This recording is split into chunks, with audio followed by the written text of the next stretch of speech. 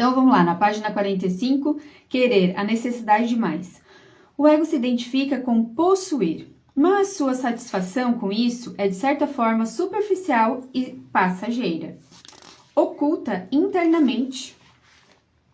Ela permanece como um sentimento profundo de insatisfação, de estar incompleto, de não é o bastante.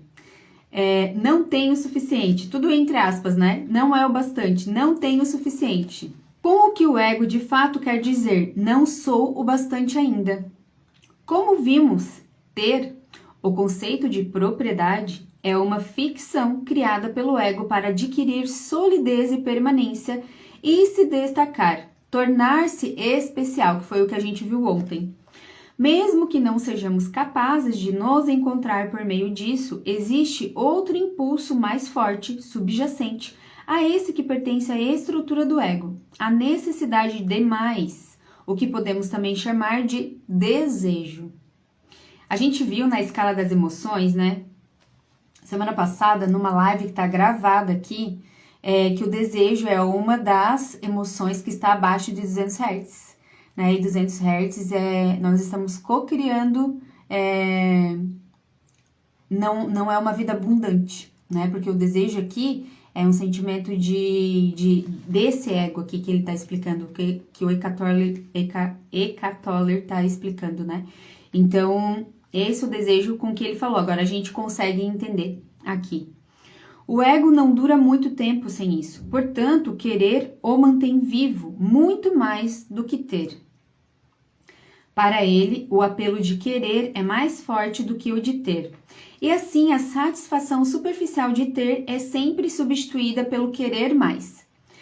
Essa é a necessidade psicológica de mais, isto é, de mais coisas com as quais se identificar. É como um vício, não é verdadeira. Eu também falei numa live que o tempo, a gente quer muito um carro, quer muito, muito, muito, ou quer muito comprar uma casa, ou quer muito comprar, sei lá, um sapato, sei lá, que tu vai escolher aí, né, que tu queres. Aquele desejo é muito grande, comprar um celular, comprar alguma coisa. E aí, quando você tem aquilo, o ego sente assim, uau, consegui, né? Agora, né? Aqui, se identificando, né? Agora eu sou demais, porque eu consegui isso. Isso dura em torno de 2 meses, 3 meses, mais ou menos.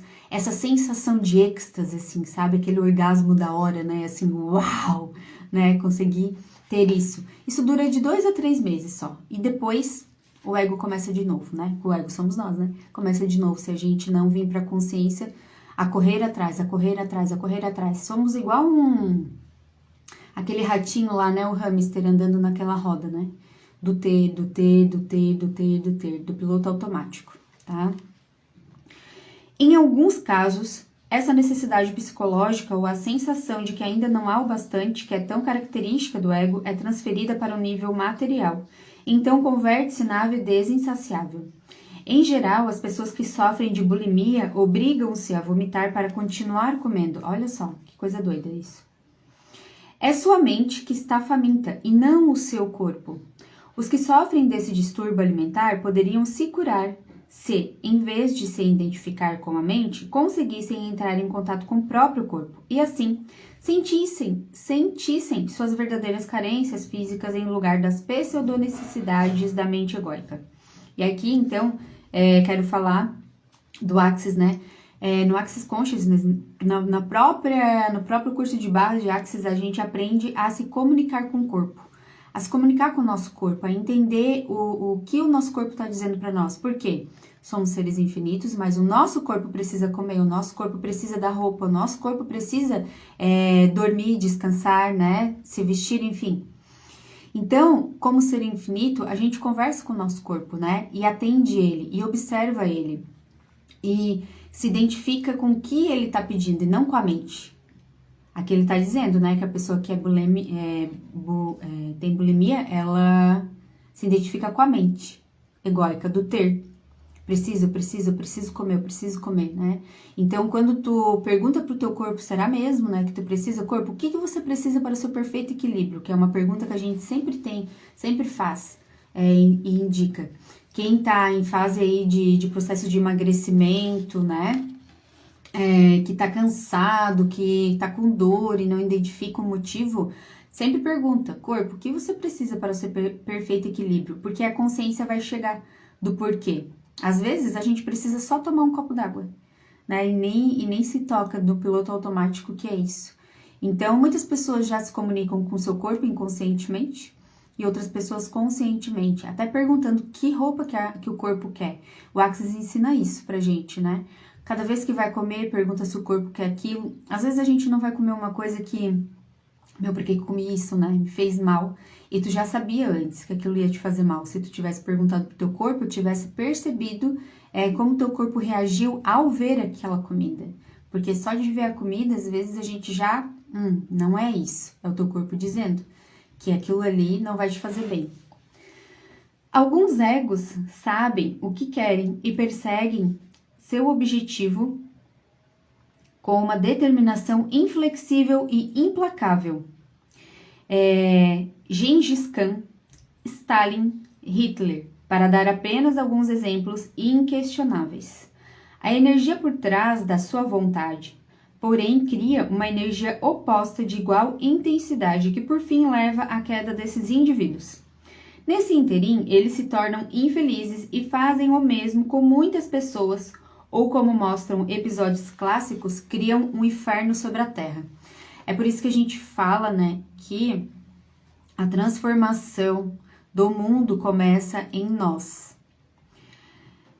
Olha só, um homem só conseguiu transformar um inferno sobre a Terra, falando aqui de Hitler, né? Assim como Jesus trouxe o amor dele e transformou também, há 2000 anos atrás, tudo que estava acontecendo, né? Lá em Jerusalém, e deixou o legado dele aqui na Terra. Então, quando você se sentir muito pequenininho e achar que, né, que não vai fazer falta aqui, lembre-se disso que a gente está falando agora.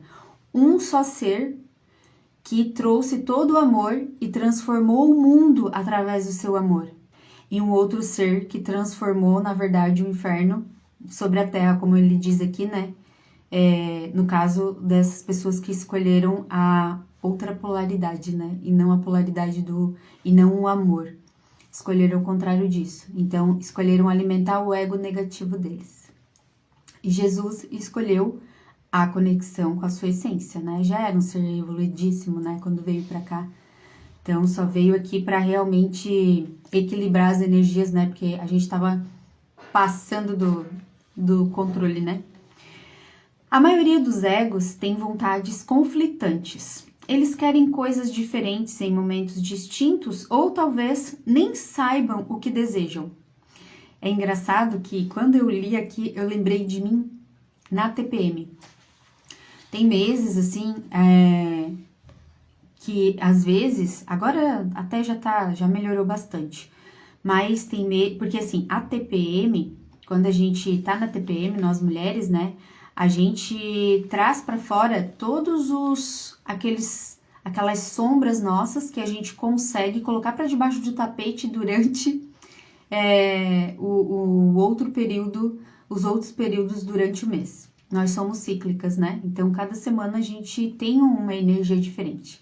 E na TPM, se você não se conhece bem, né? Você acha que é normal. É a raiva, né? As dores, mas isso não é normal, tá? A gente é uma cultura, né? De acreditar que tudo que a gente passa na TPM é normal. Não é, tá? Já trago aqui pra vocês, com toda certeza. Estou estudando sobre isso.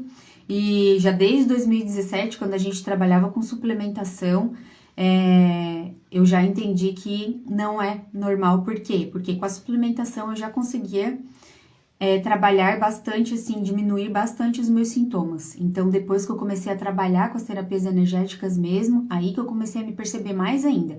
Chegou na TPM, não tenho paciência com tal coisa, tá? Mas por quê? Por que eu tô me irritando com isso, né?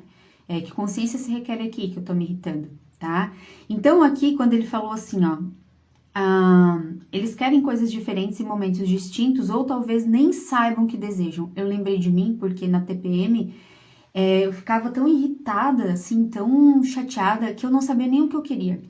Se eu queria ver TV, se eu queria... Sabe aquele abuso, assim, que você você senta na frente da TV, agora a gente não assiste canal aberto, né? Mas antes era assim, me lembro que eu sentava assim, o que eu quero ver? Não sei nem o que eu quero ver, não sei nem se eu quero comer doce, se eu quero comer salgado. Não, doce, na verdade, eu sempre devoro. Barras de chocolate. Mas sabe aquela sensação de abuso, não sabe nem o que quer? O ego ali explodindo, né? As sombras vindo tudo pra fora, né? Naquele momento, aonde a gente tem a oportunidade de ressignificar o que tá acontecendo. E acolher aquele momento de raiva, né? Então, se você se rotula, né? A gente recebe muitos rótulos, as mulheres, né? Durante a TPM, porque se acha que é cultural isso, né? Que é normal, né? Toda mulher é assim na TPM, não sei o que, a gente começa a receber rótulo, que a gente fica brava, que a gente fica irritada, que a gente fica chorona, não sei o que, e a gente começa a aceitar isso. E não, gente, não se rotulem, tá, mulheres? Por favor, parem de se rotular. Tirem isso da listinha de vocês, não se rotulem mais, tá? Ali é um grande momento para que vocês possam acessar a consciência de vocês e conseguir ressignificar, fazer muitas curas, tá bom? Então vamos lá. Desconforto, desassossego, tédio, ansiedade, insatisfação, tudo isso é resultado da vontade insatisfeita. Como querer algo estrutural, a gente já falou sobre isso, que o ego tem a sua estrutura e o conteúdo. É algo estrutural o querer. Nenhum acúmulo de conteúdo consegue oferecer uma satisfação duradoura enquanto essa estrutura mental está em ação. Quando a gente falou da estrutura e do conteúdo, a gente até trouxe o exemplo do ego espiritual, né? Quando a gente... porque o que a gente acredita, né? Quando a gente fala de ego. Do ego negativo, porque já falei aqui também que a gente não elimina o ego, né? A gente faz com que ele fique no lugar dele, né? Em que a consciência controle ele. Que a consciência dê rumo para ele, não o ego dê rumo para a consciência, né? E não que o corpo mental, ele assuma aqui esse ser que nós somos, né? Então, a gente trouxe o ego espiritual. A gente entende quando a gente fala de ego negativo assim, ó, da pessoa que se acha, a gente consegue identificar, né, o ego dessa forma, né? Que tem um material, não sei o quê. Mas olha o que acontece. Quando a gente quando a gente começa a escolher a não se alimentar mais de carne, a não beber mais, não preciso mais, né, do material, eu não uso mais carro, eu uso bicicleta. Quando a gente começa a julgar o outro, porque o outro ainda come carne, o outro ainda bebe, esse é o ego espiritual. O que mudou aqui? Mudou o conteúdo só, o conteúdo do ego. Agora ele não se acha mais com o carrão, né? Com a Ferrari, não se acha mais com a BM, né? Com a Mercedes. Agora ele se acha com o quê? Com a alimentação vegetariana, vegana, né? E eu tô falando aqui, eu não como carne também, muito pouco bebo agora. E tô falando porque é uma identificação, né? De quando a gente começa, né? E se acha, né? A gente não é melhor que ninguém porque não come carne. É uma escolha. Eu sempre falo, né? Quando o meu corpo começou a avisar que eu não queria mais comer carne, né? E eu tava falando ali sobre o corpo, eu entendi, né, que não fazia sentido mais comer carne, né? Mas não porque, de uma ideologia e tal, não vou ser hipócrita, não veio em nenhum momento o pensamento pra mim de que eu não ia comer carne por causa dos animais. Depois que começou a vir essa consciência. E é engraçado, hoje eu nem falei, mas vou comentar com o pessoal do Conectando Seus Arcturianos, que agora eu tô compartilhando com vocês aqui.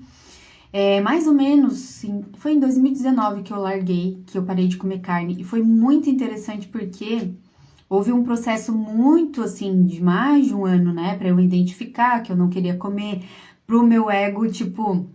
eu vou parar de comer carne, todo mundo vai me achar uma chata aqui em casa, né? Porque o povo aqui não tinha consciência ainda, né? Hoje todo mundo se respeita, cada um come o que quer, a gente tem outra consciência aqui, né? Então eu também ficava assim, eu vou parar de comer carne, daí eu vou ser chata, não sei o que, né?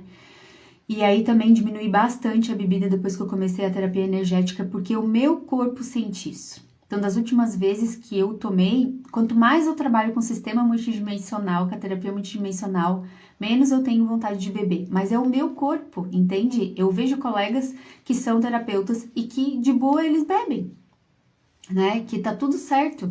Então, quando a gente começa a julgar o outro pelas nossas escolhas espiritualizadas, né? É o nosso ego agindo em outro conteúdo.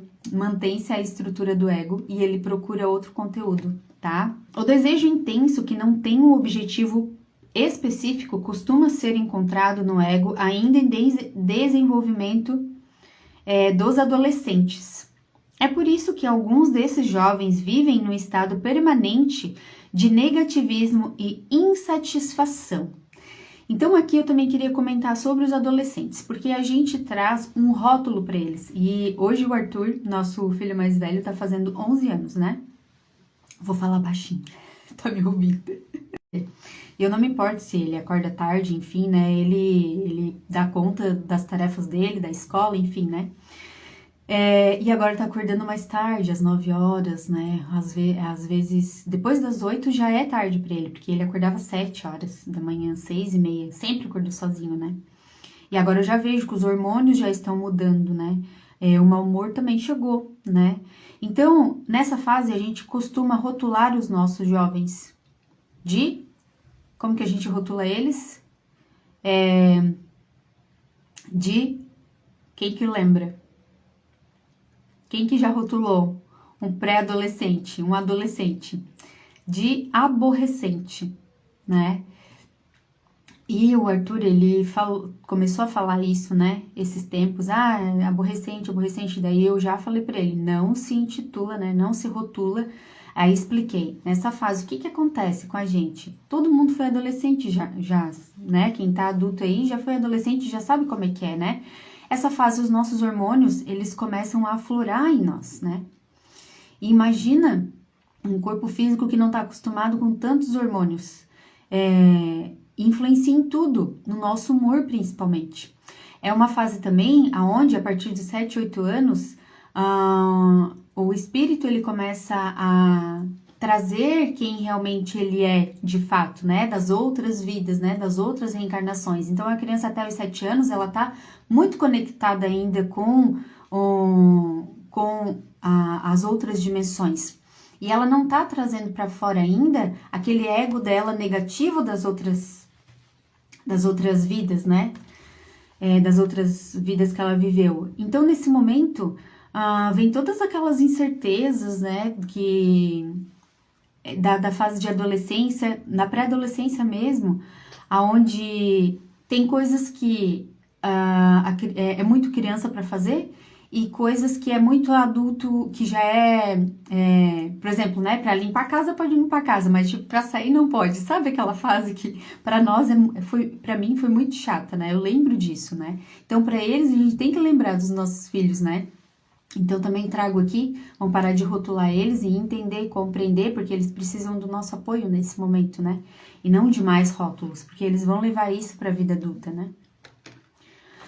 Todos os seres humanos do planeta poderiam ser facilmente atendidos em suas carências materiais em relação a alimento, água, abrigo, roupas e confortos básicos, não fosse pelo desequilíbrio de recursos criado pela necessidade insana e voraz de querer sempre mais, a ganância do ego.